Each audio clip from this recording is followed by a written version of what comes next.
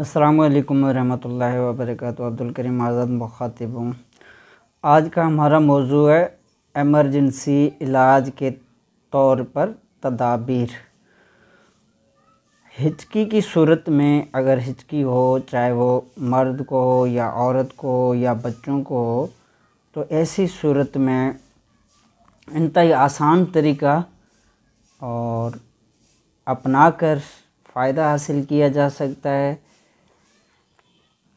سفید زیرہ جو کہ ہم عموماً باورچی خانے میں گھروں میں استعمال کرتے ہیں، تو حسب ضرورت سفید زیرہ لینا ہے، قریب 1 چمچ، اور 1 کپ سے 2 کپ دودھ، اس میں سے 2 عدد الائچی کے دانے ڈال کر اچھی طرح 2-3 جوش دے کر اس کو چھان کر دودھ کو استعمال کیا جائے تو چند ہی منٹ کے بعد ہچکی رک جاتی ہے۔